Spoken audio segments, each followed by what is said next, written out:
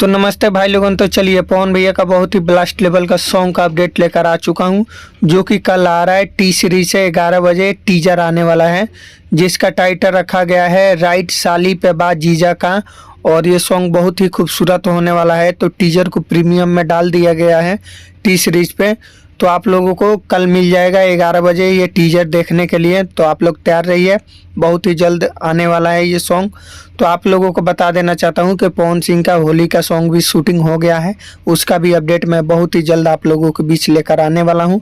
तो जो भी मेरे चैनल पर नए हैं, आप लोग चैनल को भी सब्सक्राइब कर लीजिएगा, क्योंकि आप लोगों के लिए बहुत ही बेहतरीन सॉन्ग का अपडेट मैं लेके आता रहता हूँ। तो आप लोग मेरे साथ जुड़े रहिए और कल तैयार रहिए। टीजर आ रहा है, टीजर को देखिए, उसके बाद अपना रिस्पांस बताइएगा, कमेंट लाइक ज़रूर करिएगा उस टीजर पे।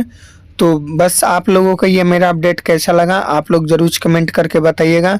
और कल आ रहा है टीजर, आप लोग कल तैयार रहिए।